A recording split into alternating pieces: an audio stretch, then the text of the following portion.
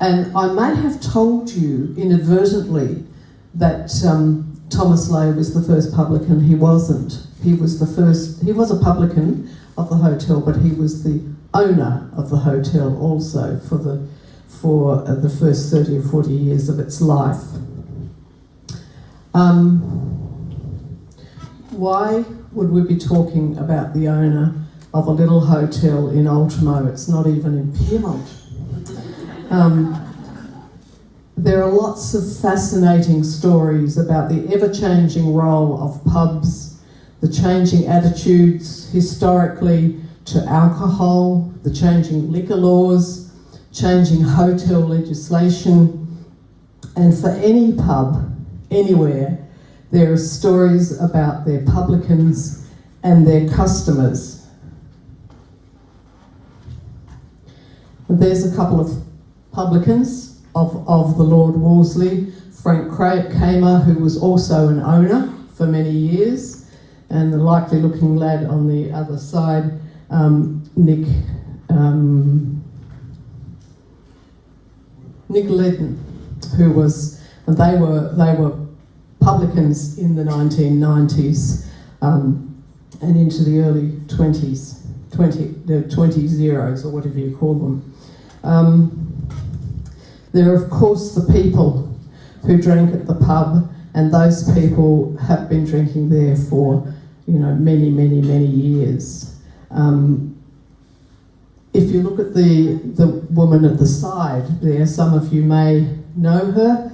That was Sister Teresa, and two of the women who routinely went to the Ultimo pub were two elderly nuns who used to pull the drawer out for the raffle every week, and they used to end up with a lot of money, and they would give it to charities that the nuns decided would be worthy of receiving it. And at one time they had so much money that some of these locals, and it probably was some of those people, said, let's give the nuns a few things because they're living off the smell of an oily rag. Well, the nuns didn't want very much, and somebody said, why not give them a cab charge book? You remember back in the old days you got a book and you could hand it to the cabbie and it would be charged. In this case, they gave the two nuns a cab charge book for the Lord Wolseley. And they were a bit loath to use it. They didn't quite know how to use it. And the first time they did, they handed it to a very surprised cabbie who said, do you two ladies run a pub? And then of course there are the endless things, the documents, the objects, the things that tell us about the history of pubs, the sale of liquor, the payment for the licence to run the pub, thousands and thousands, far more documentation of pubs, I think, than of anything else you could think of. So we know a lot about pubs and how they were run at this time. We even know what kinds and brands of liquor are consumed where at different pubs. We know how beer was fermented. We know about the scientific changes.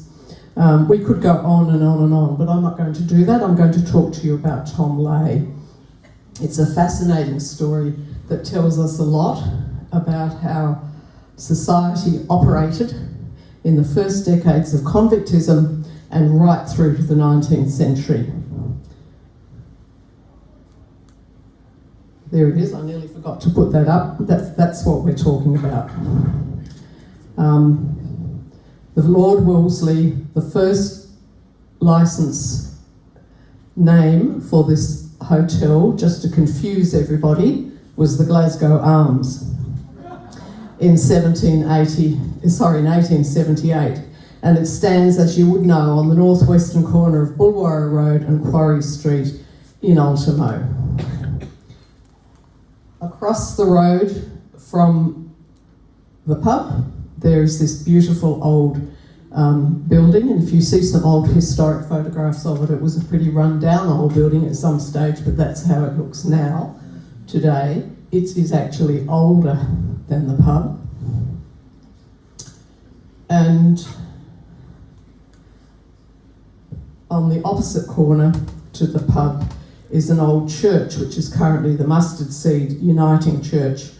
And these buildings, as you would be aware, form a very rare precinct heritage that dates back to the first building boom of Ultimo, which was mostly in the first years of and final years of the 1870s. So before all that was there, Ultimo really didn't amount to very much. During the 1860s and 1870s, Sydney was a boom town. There were new suburbs swallowing up bushland, filling it with endless rows of terrace houses and cottages. And the numbers of every kind of building was exploding, from makeshift factories to the fine sandstone public buildings that announced the arrival of a proud provincial city. And in the middle of all this, Ultimo remained as a little-known backwater. The area around the head of Darling Harbour was routinely described as things like, and I'm now quoting from newspaper descriptions, as, quote, a fetid, ill-drained place of hovels and horrors, abounding with incredible filth. And between Darling Harbour and, quote, that dreary, uneven and unoccupied road on the ridge of the hill dignified with the name of Harris Street, the writer described a miserable hamlet. Here we are, we're getting on to Ultimo now. A miserable hamlet of about 20 houses built of damaged bricks and ancient slabs of timber, black with rottenness and age. And they were held together by sods of earth, small, low, damp and unutterably dirty, surrounded by pools of filthy water. Now you've got to take all of this with a little bit of a grain of salt, because that's the way the journalists used to write in those days. But this particular writer castigated the City Council for tolerating this kind of slum, and all doctors of medicine and all ministers of religion for failing to loudly denounce it. Other parts of Ultimo were less desperate, with small weatherboard cottages dropped down in all directions as if by chance in the midst of cow yards. You might expect to encounter stray cattle on a rutted and dangerous road, but not any of the niceties that existed in the other parts of town, such as sewers and street lamps. It was a poor district of people belonging to the lower industrial class. And according to another journal, it was so bad as it was not so bad as the area just described, and a little improved on how it had been in earlier decades, when Ultimo had a rather unenviable notoriety for drunkenness and dirt. That was said in 1864. And while I suggest we do take all of that with a grain of salt, on the other hand, you could say that this description partially described Ultimo for the long haul, the drunkenness associated with the many pubs in that area, and the dirt associated with the heavy industry that gave a poor and difficult livelihood to the people that lived there. None of this housing ventured very far down the peninsula away from the Parramatta Road until you got to Pyrmont down this end. And Pyrmont was a small settlement that was already at this stage providing sandstone for beautiful buildings like Sydney University and so on. But consider that representation of a wondrously undisturbed green pasture of Ultimo as a foreground to the bustling city in the 1870s, and that red circle is roughly where the Lord Wolseley says. There would have been more pathways, I believe, crisscrossing this land if the artist had bothered to put them in, because you can see that at the Blackwattle Bay side of the peninsula, there are also large quarries, such as there were in Pyrmont. And the pub is on Quarry Street, as I said, ringed in red. So named because it led to those sandstone quarries owned by the Saunders family, which dominated the whole of the western side of the peninsula. And these quarries are shown on the edge of Blackwattle Bay, would certainly have been approached by tracks, including what was probably a proto-Quarry Street. There was actually a decision made by the City Council to put a street lamp on the corner of Crown Street, which is now Woolwarra Road, and Quarry Street in 1871, not because they said they were actual streets as such, but because the installation was justified to light the journey of the men returning after working in the quarries. In this image, what looks like a low-lying bridge was in fact an embankment across the head of Blackwattle Swamp, not yet filled in to create Wentworth Park. And today that apparent that embankment is more or less the line of Bridge Road. A similar story is told in the following lithograph. And again, the location of the pub is ringed in red. This image was produced in 1874. By this time, some of the more disreputable housing had been cleared out for new wharfage at the head of the waterway, and it shows the city centre built up, factories at the head of Darling Harbour and in Chippendale, houses at the southern end of Glebe, traffic on the roads, and animals grazing in Ultimo. So why did this happen? And I'm sure a lot of you will know this story, that John Harris and the subsequent Harris family, who owned most of Ultimo, had a vision for a landed estate. And they tied up the land while everything else around was becoming rapidly urbanised. And especially down here at the other end, where we are today at the Pyrmont Peninsula, even though most of the whole peninsula was actually the Ultimo estate, it was called the Pyrmont Peninsula because Pyrmont was a place. And it's also interesting that the numbers on Harris Street begin with number 1 down here, whereas you would expect that the numbers might start at the city end, but there was no development at that end. In 1865, there were only 21 individual names listed for Ultimo, and they had no specific addresses apart from Ultimo House, the Harris seat. These people of unspecified addresses were not even rated by the City Council at this stage. They were just grace and favour huts of the Harris family, and they were lived in by semi-rural dairymen, gardeners and quarrymen, along with a few carpenters and a stonemason. There were a number of occupations linked to the waterfront at Darling Harbour, including a shipwright and a couple of rope makers, and by that stage there was even a midwife called Mrs. Thorpe, which was at least a hopeful sign that the population was going to expand, I suppose. But slowly these large Harris blocks were subdivided and leased or sold off.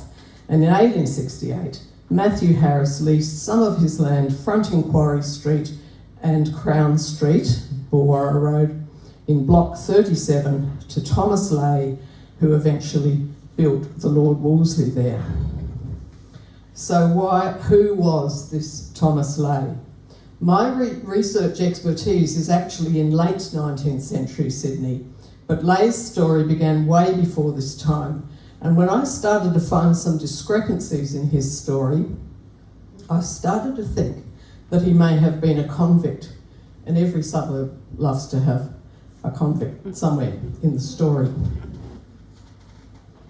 But the dates didn't quite fit, and by the time he arrived in New South Wales, the colony was no longer accepting convicts. So I started to get confused. about non-matching dates and events until another historian who's a bit smarter than me suggested that I take a look at the Tasmanian records. These records are fascinating, and I may have missed out some slides here. Yeah, sorry, that's the large subdivisions of the Harrises. The number 37, Matthew Harris, was the one on the corner of Bulwarra Road and Quarry Street.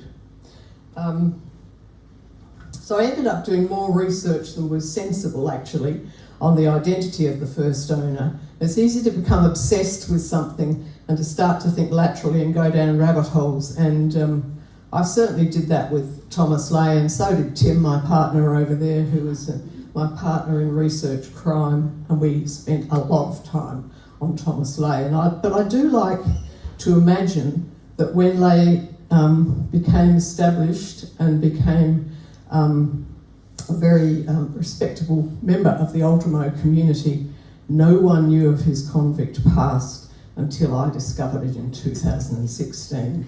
That may not be true, but as far as I know. I'd love to show you a photograph of him, but I can't, I haven't found one yet. But that's the signature on his will. And at the start of his life, it would have been a real stretch of the imagination that he would ever have had a will, or that he could write his name, for that matter, and many did neither of those things. Thomas Leahy was born in 1824, maybe, that's what he said, and spent his childhood years on the island in Cork, on an island in Cork Harbour in County Cork in Ireland.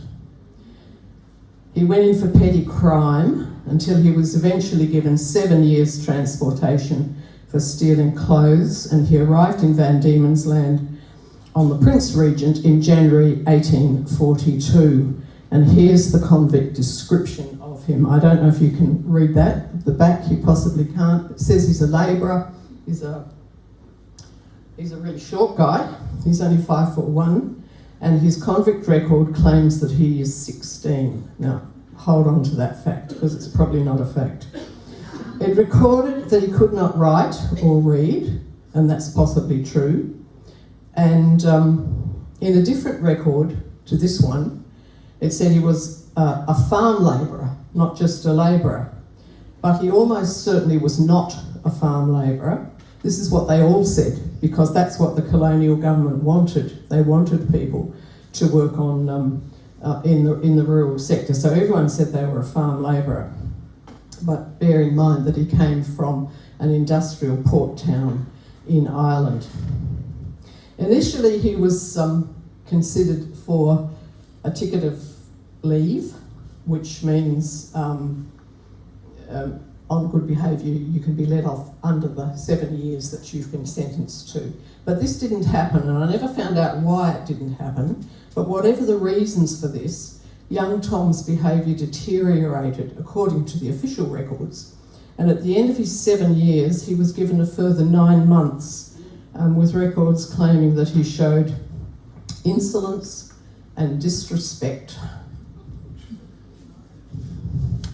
to the magistrate on the bench, as many of them clearly would.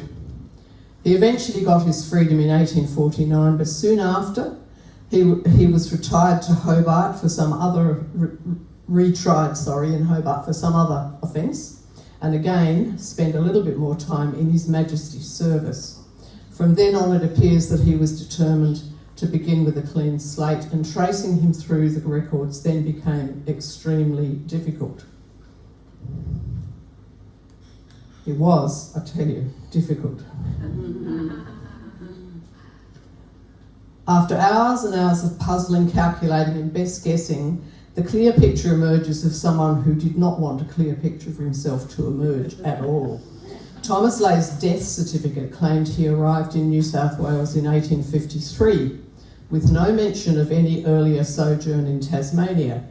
And remember, it was very common for people to deny or hide the so-called convict stain, if it was at all possible. By 1853, convicts were no longer being sent to New South Wales, So this place lay as a legitimate, untainted immigrant. And if he said he arrived in 1853, then he arrived in 1853. However, I was unable to find any record that put him on any ship bringing free or assisted passengers to the colony from Ireland about that time. But there was a Thomas Leahy, an ex-convict who sailed from Launceston to Sydney on the Giraffe in March 1853. And as I've said, almost anyone who thought they could hide their convict past went to great lengths to do it, and probably lived his life without any references of these earlier Van Diemen's Land years. At 31, and maybe some other age, but round about there, he settled in Sydney, and he married Mary Ann Bryan at St Mary's Cathedral, no less, on the 17th of July 1855, and I thought that can't be right. It's too grand to get married in the cathedral. Mary Ann had arrived in Sydney a year earlier on an assisted passage with her parents, 2 brothers and a sister, and perhaps Thomas and Mary Ann had already known each other, as Mary Ann's family also came from the same place in Ireland as Thomas lay, Cork Harbour. Her father and brothers were carpenters. She was a needlewoman. She could read and write. Thomas, possibly 31, and Mary Ann, who said she was 22 and almost certainly wasn't from looking at other records, got married. And their marriage was solemnised under a special licence and was announced in the Sydney Morning Herald 2 days after the event. And that's what twigged me to the fact that they were trying actually to get married under the radar. You had to pay for this special licence, but it avoided the requirement of posting the banns, which is what you did in the Catholic Church, in the weeks preceding marriage. If people had known, there could have been somebody to come forward to object to their union. His convict records tell us that he arrived from Cork back in 1842 wearing a ring in the middle finger of his left hand. And I don't suggest they were already married, but it is possible that they did know each other. As his life progressed, his misspent youth became the least of it. After he arrived in Sydney, he worked as a blacksmith with an address in Edward Street, Pyrmont.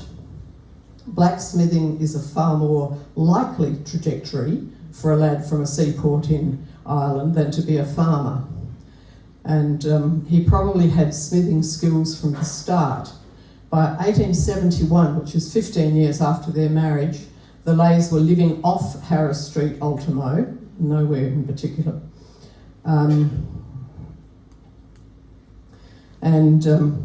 He was advertising as an engine ship and general blacksmith at the head of Darling Harbour.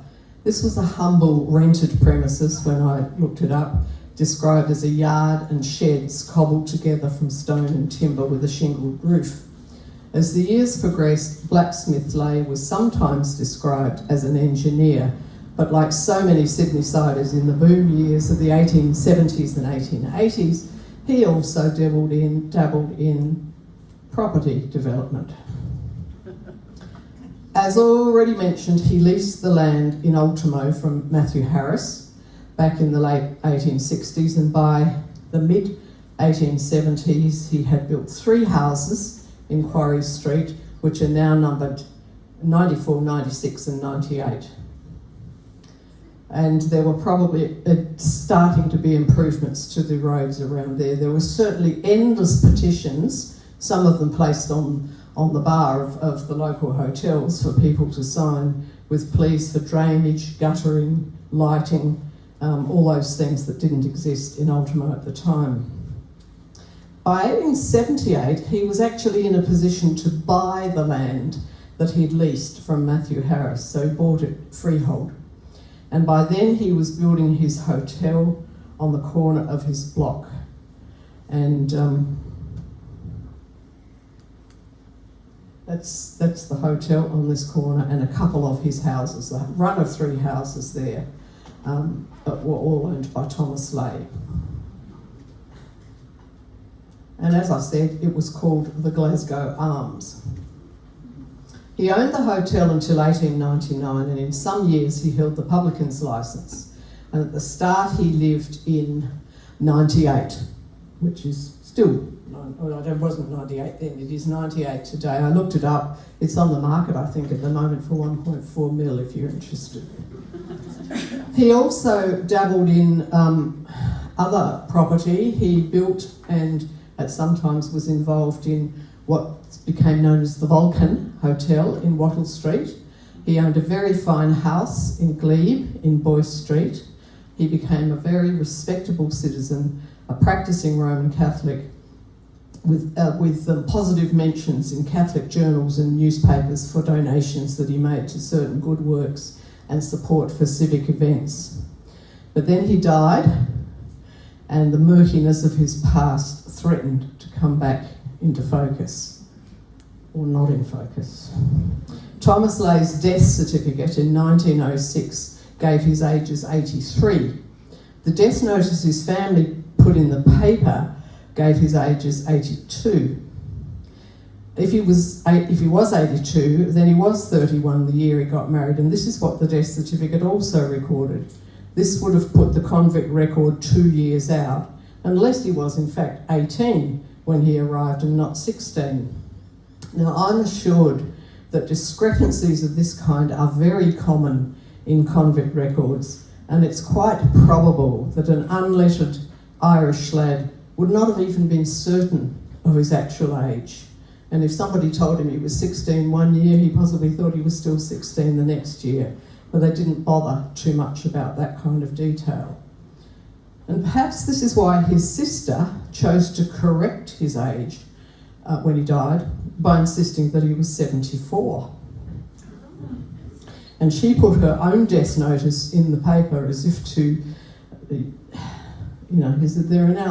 there's now the possibility he's 82, there's another possibility of 83, I left that one out, and there's the possibility that he's 84.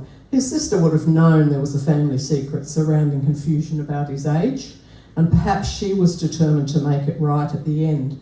But then she didn't do her sums right either, according to his wife, Mary Ann, who said that she knew his real age that was given at his death, and intriguingly, the details provided by Mary Ann Leahy's death certificate in 1912 add up to her being older than she claimed she was, and we don't have there are no doubts about her records. These are her records. She said that she was 23 or 24 when she came, but according to the death certificate, she married him when she was 28 or 29, so don't try and be a professional historian. Otherwise, though, it all fits. 59 years in the colony, provided the right arrival dates and her parents' names on the death certificate. Look, I don't expect you to hold all of these details in your mind. I pored over the calculations for far too long, and then I'd go back and the next, after a day or two and say, did I get that right? I've got to reconfirm that all over again. But the key points are that age was a vaguely held concept for the uneducated in the early part of the 19th century, and if you had a convict background, it was very much in your own interests to fudge it. And there he is, died. Oh, it's cut off the age. I'm pretty sure the age says, can't read it. 84, does it say? 83. 83, okay. It was very sad to go and find that headstone because clearly nobody had looked at it or visited it for many, many years. As far as I know, there were no offspring, but if anyone was to come forward and say there were, and I've got the story wrong, that would be interesting. And I would welcome it, because the more we all do research into these things, the more we get to know about who all our ancestors are.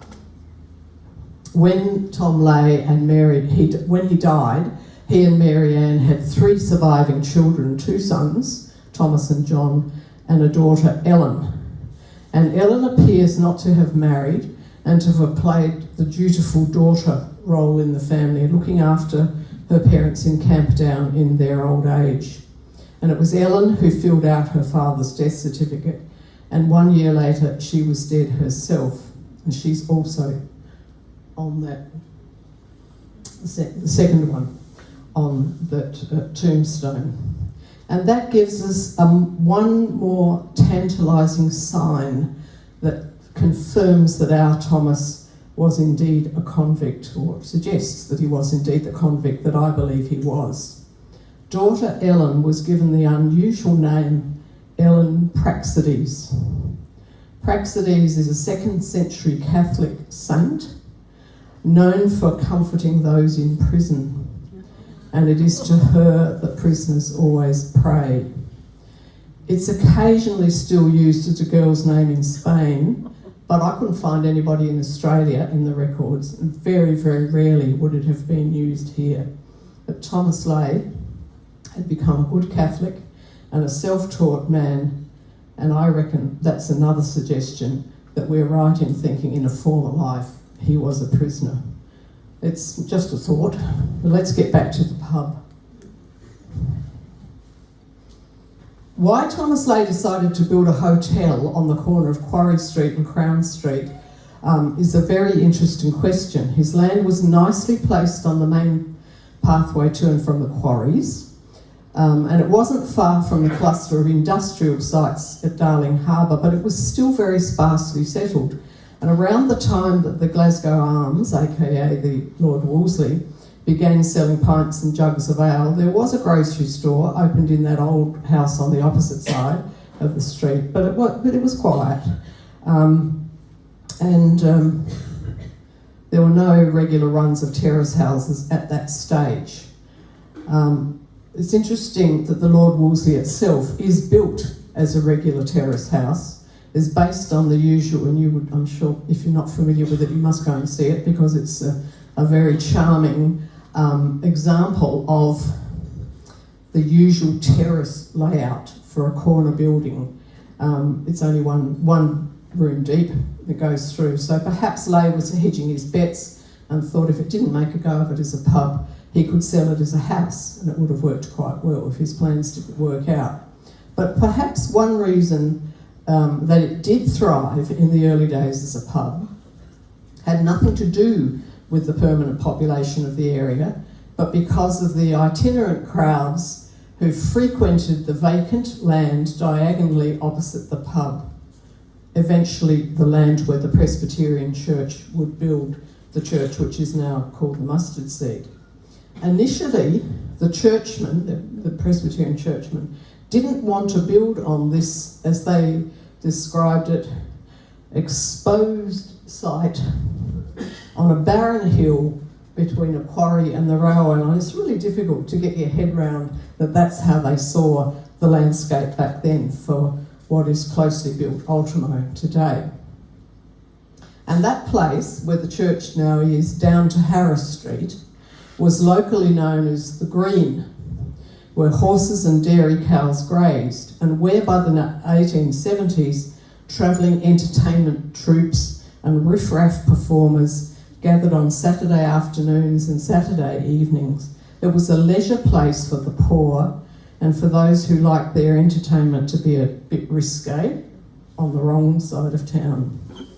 Itinerant performers, wandering minstrels, magicians would perform for the takings they gathered when the hat was passed around. Peddlers would work the crowd sharpening knives and selling knickknacks, and children would pester adults for a penny to throw into the hurdy-gurdy man's pannikin to buy a few peanuts for his performing monkey. And that's one of the people who in fact did perform on the Green opposite the Lord Wolseley. I'll get to him in a minute. In 1952, Mrs. Caroline Grimison, who lived in Ultimo way back into the 1870s, so she was ancient in the 1950s, she could remember back to the 1870s. She recorded some of her early childhood memories. She remembered crowds flocking to this vacant paddock to gape at a tightrope acrobat that she called Blondin. And this is part of her description. She says, at night the place would be illuminated by flares made up of cotton waste greased and placed in tins on high sticks and lit. The resultant smoke and smell was all part of the show when Blondin and clowns would walk the tightrope. The strong man would also be there. He would lie down on his back with a great big piece of sandstone rock on his chest. Now, the original world-famous Blondin did in fact come to Sydney in 1874, but he didn't go to Ultimo. He performed in the Domain, and Sydney went mad for the thrill of watching him when he strutted his stuff on a 50-foot high rope, carrying a man on his back, pushing a wheelbarrow, crossing inside on a sack blindfolded, riding a bicycle across, playing a harmonica. He even cooked an omelette on a portable stove and lowered it down into the gaping audience, along with a bottle of champagne so that they could enjoy it. His act, and this is so Sydney, his act also included fireworks displays. What else? He would put crackers festooning his balance poles, and then they would be light when he was up on the rope. And he would fill a wheelbarrow with crackers and wheel them across too.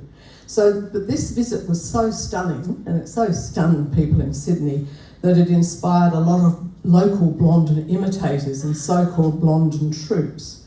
And one of them was James Alexander, that man.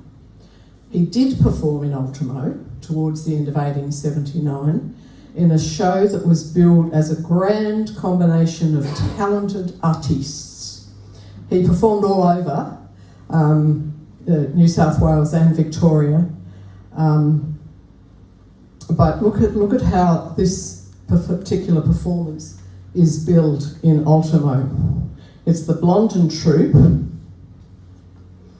He's the great champion high wire performer.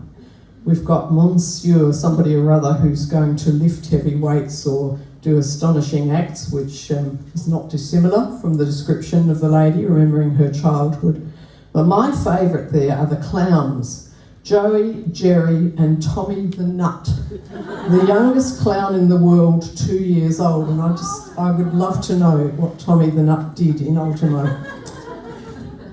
But that description there does correspond very closely to Carolyn Grimson's recollections.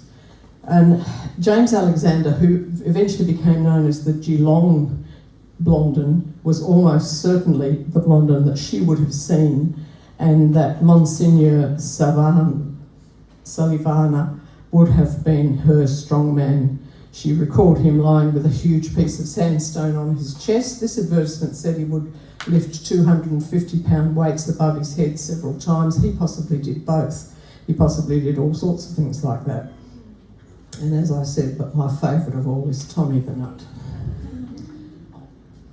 There were bands playing, according to the advertisement, and free gifts for the children, while the prospects of combining this with a drink or three at Thomas Leigh's Glasgow Arms, just up the hill behind the performance, would have provided added appeal.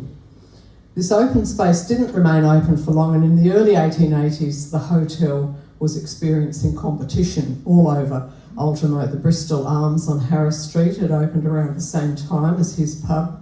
Then came the Wentworth Park Hotel, the Crown Hotel at the northwest corner of MacArthur Street, Harris's Hotel on the corner of Harris and William.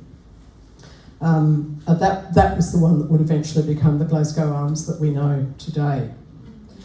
Why was it called the Glasgow Arms? Well, the first licensee, that is the first publican of the pub, was Elizabeth Stewart, who was incredibly Scottish. And he must have just thought, well, that she's Scottish, she's a woman, we're full of big bronzed stonemasons and quarrymen here, many of whom were of Scottish origin, so why not? In December 1878, which was only a year after she'd been there, she transferred her licence from the Cooper's Arms, which was on the other side of Harris Street, and eventually another Cooper's Arms in Harris Street became the terminus. So here are the links. She transferred her licence to the Glasgow Arms, that is the Lord Wolseley, at the corner of Quarry Street and Crown Street. She was a widow, the first of a long line of women who ran this pub. Married women are not legally permitted to hold licences, but widows could at that stage.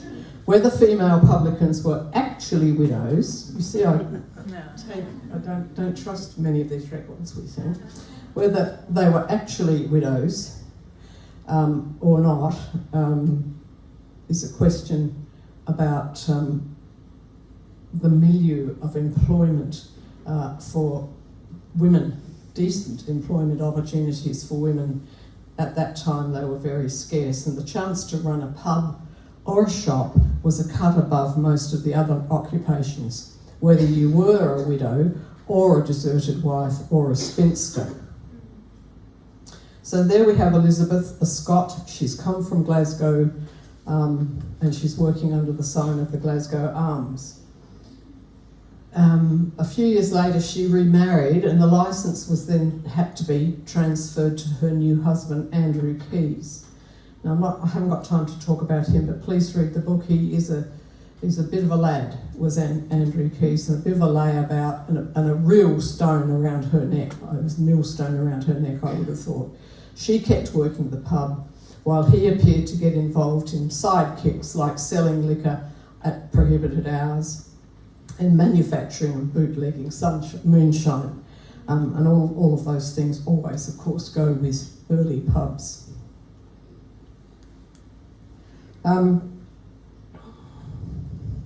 So in the 80s, we've got lots of hotels and pubs. They're proliferating from grand city venues to slum taverns. The Glasgow Arms was neither. It was just a solid little local that served people who worked in the large wool stores that were starting to, and factories that were starting to arrive in Ultimo at that stage. Its days of fame as a hangout for corrupt police and gangsters were yet to come, and that's in the 20th century. And no doubt, although it would have been no stranger to rough play and too much inebriation at the time, it was not the criminal pub that it did become. And if you want to read the book about that, it's full of interest. I'm sure many of you will have noticed, if you've been into the pub, that there is a window that's on the back wall, and it's the picture on the front of the book. It's got a bullet hole in it, which allegedly was fired by Neddy Smith. Neddy Smith certainly did drink at the pub. Abbo Henry, who's tried to stab Mal Spence, who was a senior policeman who lived in Ada Street round from the pub. All sorts of amazing stories in the 1980s and the 1990s. And some of the people I tried to interview said, "Oh, I don't want to talk because I might get kneecapped." And that was not particular to the Lord Wolseley, but it was particular to police corruption and violence and crime in Sydney in the 1980s. And some of that's in the book too. But back in the 19th century, the time I'm talking about, it was very much a time when pubs, and all pubs, were gathering places. And Ultimo in particular had no gathering places such as Mechanics Institute or community halls or halls such as the one we're gathered in today for events and celebrations. Houses were crowded. The pub was often a drop-off point for packages and for keys and so on. The standout one of that is the Terminus, just across the road here. It was the place where you came to basically exchange goods, nefarious, legal and illegal, and they dropped off at the pub. It was also a place for political meetings. If you look at the Lord Wolseley, it's got a little balcony on the Bullwarra side of the road, and if you look at old pubs in this period, a lot of them have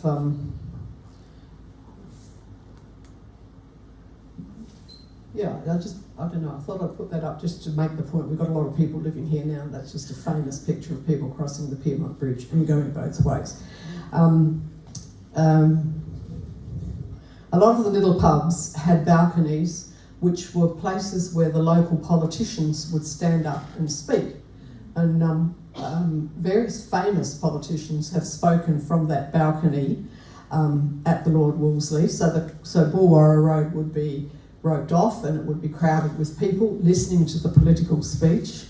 And when you look at the timing of elections in the 19th century and the timing of when people are giving these speeches, very often around the time of the full moon, because that's when you could be seen. It's a very interesting connection there between election time and the phases of the moon. And it was also often used, and so was the Terminus, and so were other pubs, as coroners' courts when there were murders or deaths or people died in the quarries or whatever. The coroner, there was no coroner's court until the one built down in the rocks in the early 20th century. So there would be inquests, and of course using your hotel parlour for an inquest was great for liquor consumption, and it was something that any publican would welcome. They were also used as places for mourning and public wakes and so on. So in an area where industrial accidents were common, where public grief was common, where there was a lot of anger over class issues to do with the what the so-called filthy capitalists of the 19th century were doing to the working men, those sorts of things would often occur as in public meetings in pubs, especially in a pub like the Lord Wolseley, and combined, of course, with drinking. So I should say something a little bit about drink, I suppose. If only because of that Presbyterian church diagonally opposite the pub.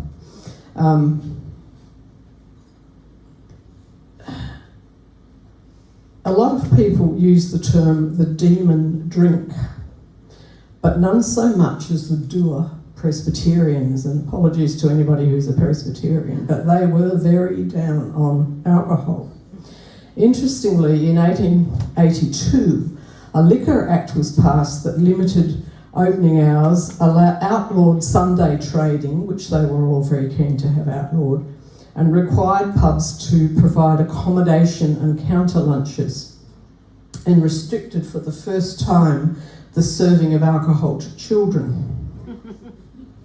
It also introduced the idea of local option. We could have a whole lecture on local option, but what it meant was that the community could vote in local elections against the granting of hotel licences in their area. And this happened in a lot of Tony suburbs on the North Shore, for instance. They would stop the proliferation as pubs through this voting practice of denying a licence. And one of the reasons you could deny it was that if it was close to a school or a church. Now, you couldn't be closer to a church than the Lord Wolseley was to the Presbyterian Church. But the fascinating thing to me was that in researching this story, I came across no evidence that the Ultimo Presbyterian Church ever opposed the Lord Wolseley. There might have been some somewhere, but I haven't found it. It was always taken that the pub had beaten the church to the corner, so it had priority.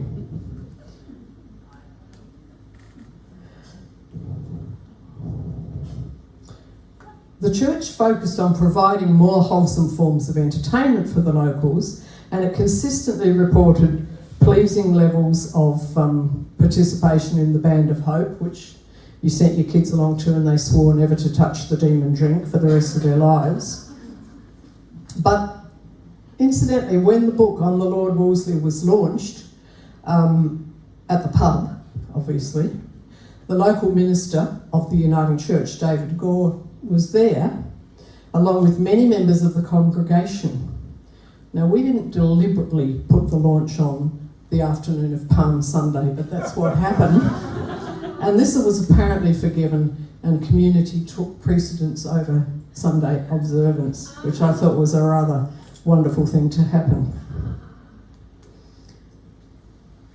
In 1883, I'm nearly finished, Thomas Leigh acted as publican for a few years, and he altered the name finally to the Lord Wolseley in 1884.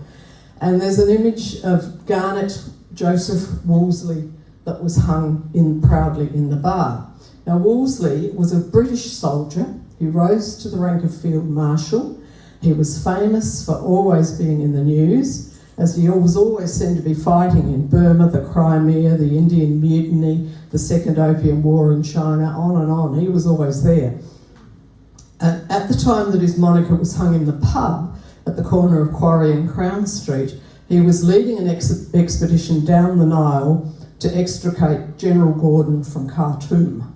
And the Sydney papers were covering this, and everybody was talking about it in great detail. But why would an Irishman like Thomas Leigh and a Catholic choose the name of a British general and a lord to boot for his pub? We already know that Leigh enjoyed a name with layered meanings, hence his daughter's name, Ellen Praxedes. And I think it was the same with Lord Wolseley. He may have been British, but he was also an Irishman who grew up a poor lad in Dublin, went to a lowly day school and made his way in the world without the backing of any family wealth. And so many people that rose in the army did have a wealthy family behind them, and I think that story would have really appealed to Tom Leigh. And then there was a genuine Sydney connection as well. Lord Garnet Wolseley had a brother called Fred. And Fred had been living in rural New South Wales for years, where he invented a mechanical shearing handpiece that revolutionised this industry. And in the mid-1880s, he was giving lectures and demonstrations of his machinery in Sydney, and later on in the 1890s, when the headquarters of the Wolseley Sheep Shearing Machine Company moved away from New South Wales to Birmingham in England, the plant was called the Sydney Works.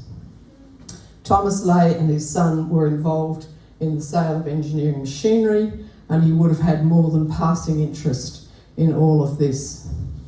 He lived in a fine house in Glebe in his later years. From 1897, he once again took over as publican of his Ultimo pub, probably because times were hard. There was a major depression in the 1890s, and by now he's a very old man. And in 1899, he put the pub on the market due to ill health, as he said, and Tooth & Co. purchased it for £2,450. During the 1890s depression, the Tooth Brewery down in Ultimo was buying up cheap property everywhere, and buying this Ultimo pub was a small part of a large story of how this company came to dominate the hotel and brewing industry in New South Wales in the 20th century. In Sydney, so-called free public houses were sold, which sold alcohol brands of their own choosing, disappeared under the onslaught of the Tide House of Tooth or Tuies or Reshes.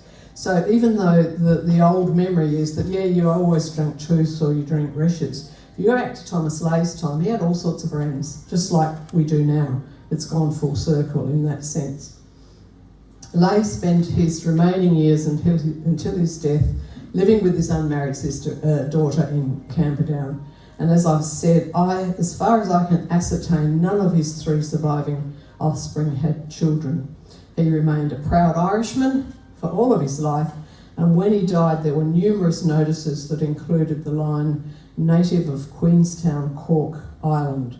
They were placed in the general press, in the Catholic press, and in the Irish press. And by that time, well, that's just another document from Tooth. We know a heap about any time that Tooth owns a brewery, because they have amazing records kept in Canberra about everything, the cost of everything, how many pints were sold, how much wine was sold, how much liquor, liqueurs, beer, what temperature was of the machinery, and so on and so forth. But that's the Lord Wolseley there at the end of the 19th century, a very, very different place from when he first built it. Very much built out with wool stores and factories and so on. And that's the Lord Wolseley before the wool factory, the wool store across the road burnt down, and we've now got an open space in that area with the lovely little square and so on. So it certainly has gone through a lot of cycles in its lifetime. And I know I've gone over time, but can I just quickly say, Sure. I don't normally write about pubs. This is the last book I've just written. It's about a church and a graveyard which has got Indigenous graves in it. In the little village I live in now in Huskisson, it is so different from anything you write about urban history. It's a wonderful book. If you want a copy, come and see me.